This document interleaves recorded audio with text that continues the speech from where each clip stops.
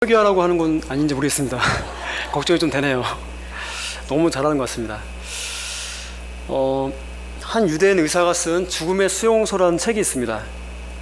이 책은 잔혹하기로 유명한 독일 나치의 아우슈비츠 감옥에 끌려가서 수년 동안 생사를 오가는 고통을 당하며 그 의사가 기록한 책이에요. 그런데 그 중에서 그 책 가운데서 한 가지 좀 특이한 좀 이야기가 있어서 소개를 하려고 합니다. 때는 2차 대전이 한창인 1944년 성탄절 무렵이었어요. 그래서 성탄절 무렵에서 신년 연휴 기간 약 2주 동안 있었던 일이라고 합니다. 2주 사이에 있었던 일인데 그때가 그 포로로 이제 잡혀있는 수용수들이 엄청나게 많이 죽어나갔대요. 평상시보다. 그 2주 사이에. 그래서 뭐 그 2주 사이에 무슨 전염병 있나 살펴보니까 전염병도 없었고요. 그리고 뭐 이제 가스 실험 같은 대량 살상 실험 뭐 그런 걸 했냐? 또 그것도 아니었어요. 그런데 유달리 그 2주 사이에 평상시보다 훨씬 많은 그 수감자가 죽어나갔다고 합니다. 예, 그 이유를 찾아보니까요. 뭐 다른 건 없었고요. 크리스마스 시즌이 이렇게 지나갔다. 그래서 많은 사람이 죽었다라는 거예요. 예, 크리스마스 시즌이랑 사람이 죽는 것이랑 무슨 관계가 있을까요? 크리스마스는 더군다나 예수님의 탄생을 기념하는 날이잖아요. 그런데 예수님의 탄생과 사람들이 죽어나가는 것이 무슨 상관이 있을까요? 무슨 말인가 하니 이런 것입니다. 이제 크리스마스 시즌이 다가오자 수감자들이 혹시 크리스마스가 되면 우리가 석방이 돼서 꿈에 그리던 가족의 품에 돌아가지 않을까. 그래서 가족과 함께 행복한 크리스마스를 보내지 않을까. 이런 생각을 하게 된다는 거예요. 막연한 기대감이 드는 거죠. 그런데 어김없이 아무 일 없이 그냥 크리스마스가 지나가는 거예요. 그 연휴가 지나가는 겁니다. 그러면 그 전보다 더 큰 절망감에 사로잡혀서 그것이 마음의 병이 되고요. 또 그 마음의 병이 육신의 병을 불러일으켜서 결국에는 죽는다는 거예요. 한두 명이 아니라 엄청나게 많은 수의 사람들이 죽어나간다고 합니다. 그 시즌에.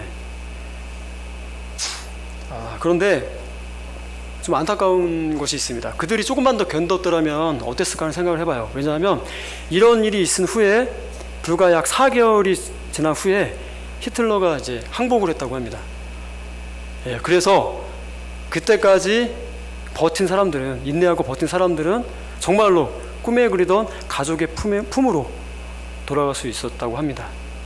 이 이야기는요, 우리 삶에서 인내가 얼마나 중요한지를 단적으로 보여주는 예라고 할 수 있습니다.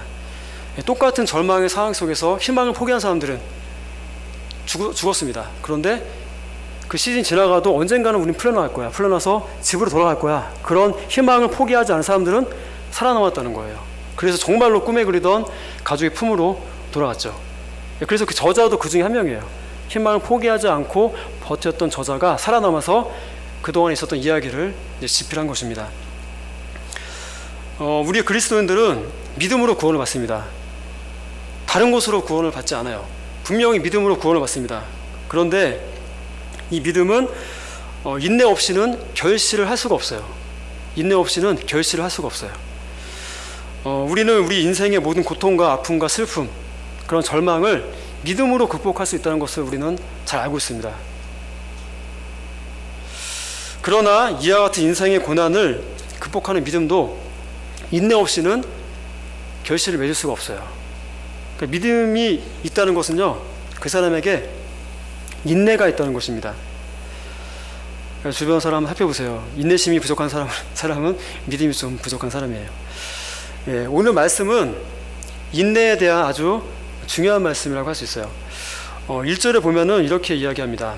이러므로 우리에게 구름같이 둘러싼 허다한 증인들이 있으니 모든 무거운 것과 얼매이기 쉬운 죄를 벗어버리고 인내로써 우리 앞에 당한 경주를 하라고 말합니다.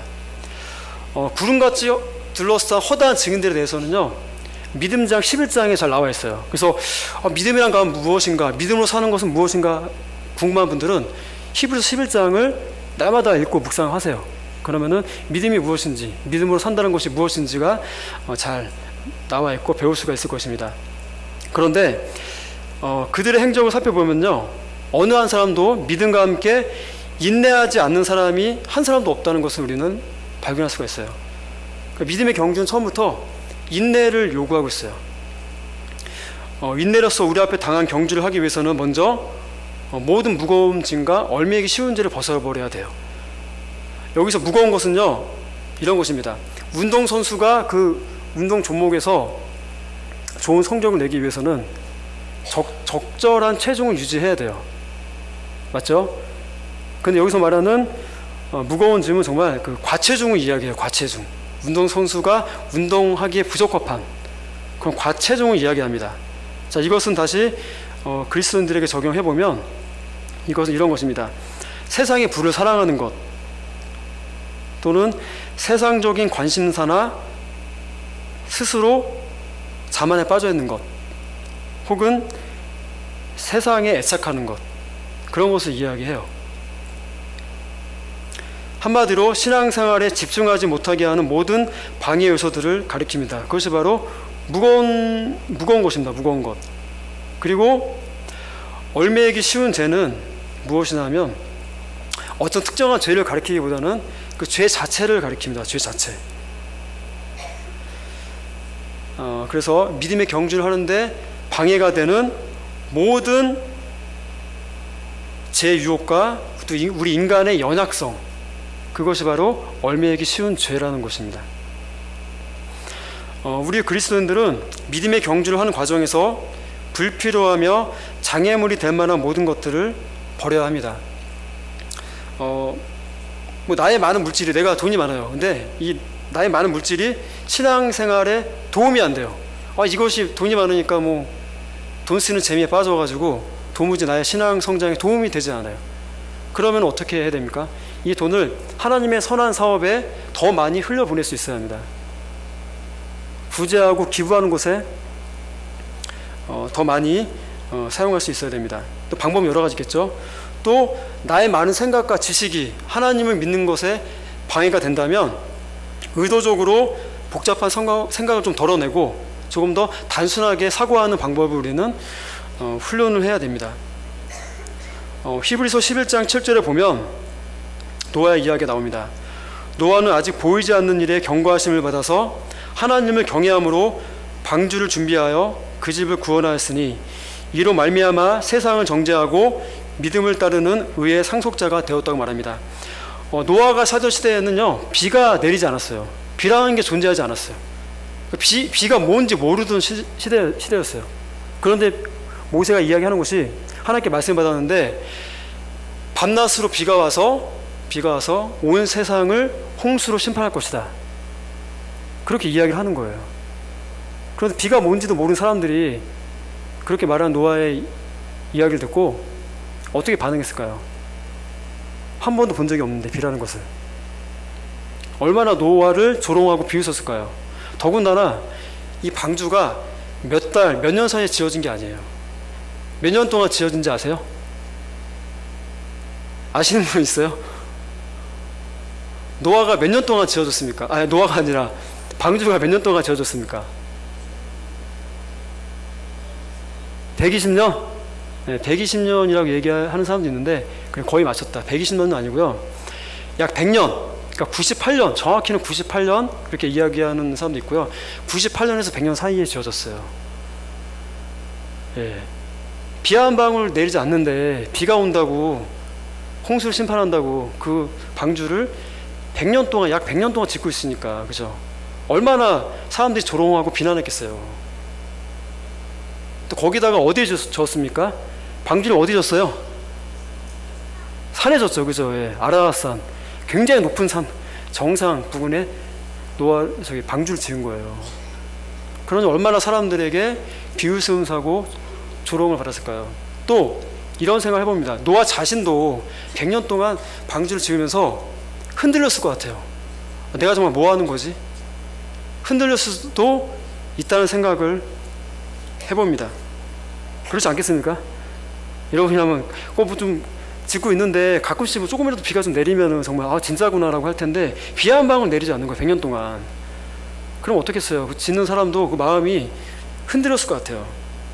그런데 노아는 하나님에 대한 믿음을 포기하지 않았습니다. 끝까지 인내함으로써 방주를 완성하였으며 홍수 심판 이후에 새로운 세상을 만들고자 하신 하나님의 위대한 가업에 쓰임을 받았어요. 자, 또 히브리서 11장 35절 이하를 보면 믿음의 선배들은 부활을 얻기 위해서, 그러니까 영생을 얻기 위해서 심한 고문을 받았으나 구차하게 풀려나기를 원치 않았고요.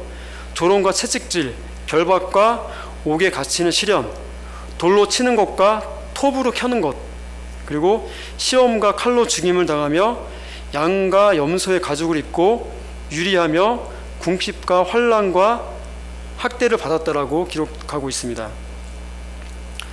히브리서에 기록된 위대한 믿음의 조상들은 신앙을 지키기엔 너무나 어려운 시대를 살았어요. 그들은 항상 사느냐 죽느냐 하는 양자택일의 그런 순간에 놓여져 있었습니다. 예수를 믿음으로 세상에서 망하고 죽느냐, 아니면 끝까지 예수님을 부인하고 세상에서 살아남느냐 하는 그런 기로에 서 있었습니다. 그런데 믿음의 선조들은 항상 바보 같은 선택을 했어요.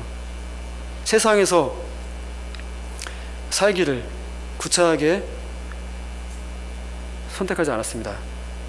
그들은 예수를 믿는 그 한 가지 이유만으로 5만 가지 고통을 당하고 말할 수 없는 학대를 받으며 멸시와 핍박을 당했습니다. 자, 그러나 지금 그들은 다 어디에 있습니까? 히브리서 11장에 말하고 있는 정말 세상에서 가장 어리석은 선택을 한 것 같은 그런 미련한 사람들이 지금 다 어디에 있습니까? 하늘나라에 있어요. 그죠? 하늘나라에 들어가서 하나님과 함께 왕노스를 하고 있습니다. 그리고 하나님과 함께 영원한 안식 가운데 거하고 있습니다. 자, 만약 돌로 치는 것과 톱으로 켜는 고통을 여러분에게 가하려고 위협한다면 여러분은 예수님을 부인하지 않으실 자신이 있으십니까? 몇 년 전에 그런 일이 실제로 일어났죠. 지구촌에 IS 테러범들이 종교를 묻는 거예요. 그래서 기독교면, 그죠, 예수를 믿는다고 하면 그 자리에서 총격을 가해서 죽이는 겁니다. 그런 뉴스를 보셨죠? 예. 지금은 뉴스에 잘 나오지 않지만 지금도 계속해서 그런 일들이 지구촌에는 자행되고 있습니다. 지금도 북한을 비롯해서 지구촌의 수많은 그리스도인들이 이와 같은 고난과 박해, 궁핍, 또 죽음의 위협에 놓여져 있습니다. 히브리서는 이런 사람들을 세상이 감당하지 못하는 사람이라고 말하고 있어요. 세상이 감당하지 못하는 사람. 구름과 같이 허다한 증인들은 이러한 시험들을 다 통과하여서 경주에 꼴이난 사람들입니다. 흔히 우리가 스포츠를 할 때, 경기에 참여할 때 이런 사람들 있죠. 나는 그거 상금 받으려고 뭐 우승하려고 하지 않아. 나는 참가하는 데 의의를 둬. 그렇게 이야기하는 사람들이 있죠. 그죠? 세상의 운동 경기는 그렇게 이야기할 수 있어요. 참여하는 것으로만도 의미가 있는 그런 경기들이 있습니다. 하지만 믿음의 경주는요, 인내함으로써 완주하는 데만 의의가 있어요. 중도 탈락은 아무런 의미가 없어요. 이 믿음의 경주는요, 인내함으로써 반드시 완주해야만 하는 것입니다. 거기에만 의의가 있습니다.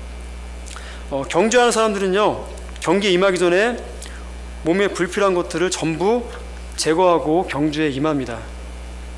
본문 1절에 설명 들었었죠. 그것은 무거운 것과 얼매기 쉬운 죄를 벗어버렸다고 표현을 하죠.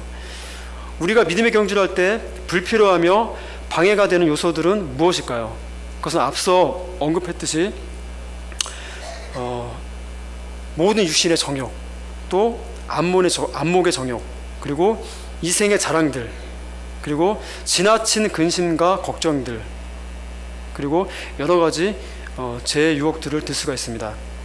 성경은 이러한 방해 요소들을 모두 벗어버리고 인내함으로써 우리 앞에 당한 경주를 완주하라고 이야기합니다. 2절을 보겠습니다. 2절 함께 읽겠습니다. 시작.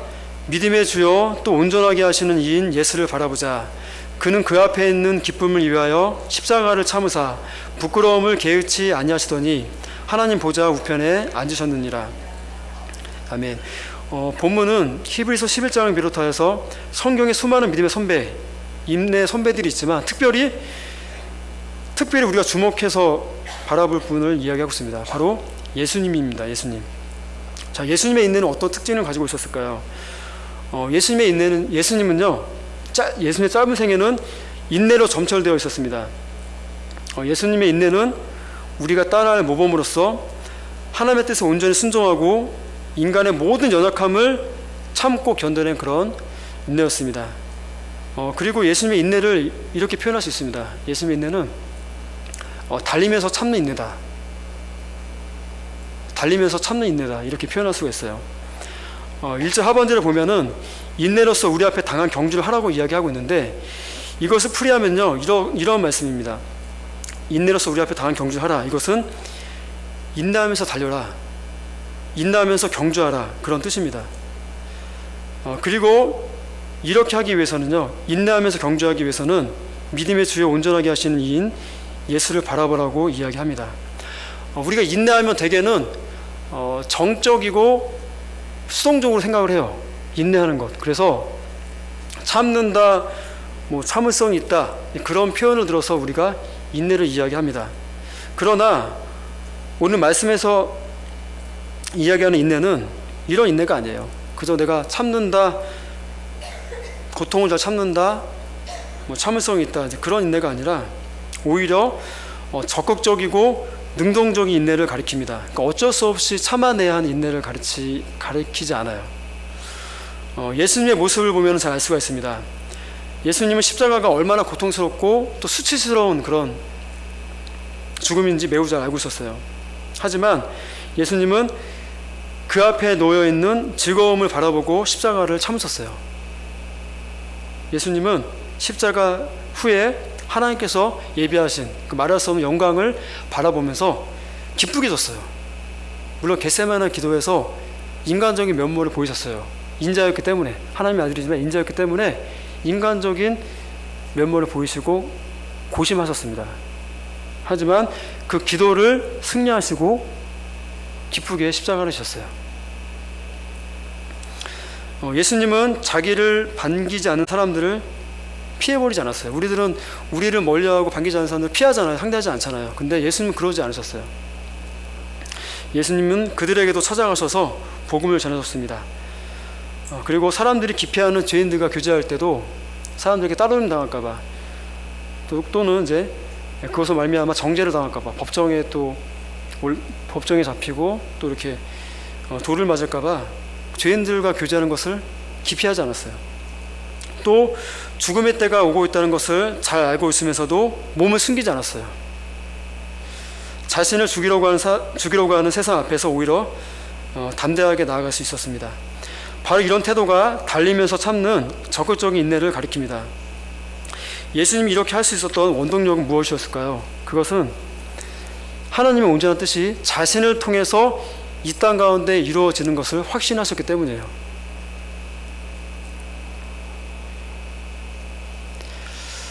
자신이 하나님의 뜻에 순종함으로써 하나님의 뜻이 이 땅에 이루어지고, 자신의 순종으로 말미암아 수많은 생명이 탄생하는 것을 예수님 바라보고 기쁘게 순종하고 인내할 수 있었습니다. 우리가 처한 믿음의 경주는 앞서 수많은 믿음의 선배들이 완주한 경주고, 또 예수님이 친히 완주하신 경주입니다. 우리가 믿음의 경주를 할 때 굉장히 힘들고 지칩니다. 너무 힘들고 지치고 피곤해서 낙심할 때가 있어요. 그래서 이제는 그야말로 이제 아무것도 하고 싶지 않을 때가 있습니다. 이제 그만 믿음의 싸움, 인내의 싸움 다 그만두고 정말 아무도 없는 곳으로 진짜 도망가서 숨어버리고 싶은 때가 있습니다. 그리고 내게 주신 십자가, 그 십자가 너무나 무거워서 그냥 내 생기치고 진짜 도망가고 싶을 때가 있어요. 자, 바로 그때 예수님을 바라보시기 바랍니다. 창조주 되신 예수님께서 자신을 거역한 죄인들의 모든 악행을 참아내시고 인내하신 것을 깊이 생각하시기 바랍니다. 인내한다는 것은 단순히 참는 것을 말하지 않습니다. 인내란 믿음의 경주를 계속하면서 우리의 믿음을 시험하는 모든 시험들과 우리에게 다가오는 모든 고난들을 완주할 때 누릴 수 있는 그 완전한 기쁨과 소망으로 인해서 기꺼이 기쁘게 감당하는 것입니다. 지금 여러분 앞에 놓여 있는 믿음의 경주, 인내의 경주는 어떤 것입니까? 예수님의 그 인내와 그 기쁨이 우리에게도 이루어지기를 소망합니다. 기도하겠습니다. 구름같이 둘러싼 허다한 믿음의 선진들이 인내하고 또 인내함으로써 믿음의 경주를 완주한 것을 바라봅니다. 우리도 그들과 같이 우리 앞에 놓여진 믿음의 경주를 인내함으로써 완주하게 하여 주옵소서. 믿음의 싸움을 하다가 인내의 경주를 하다가 우리의 한계에 봉착하여서 낙담하고 절망이 될 때 우리를 구원하시는 기쁨으로 인해서 모진 고난과 십자가를 참으신 예수님을 바라보게 하여 주옵소서. 우리에게 영생의 약속과 소망이 있사오니 인생에 다가오는 모든 시험과 고난 앞에 적극적으로 달리면서 인내할 수 있는 믿음의 사람, 인내의 사람들이 다 되게 하여 주옵소서. 예수님의 이름으로 기도드립니다. 아멘.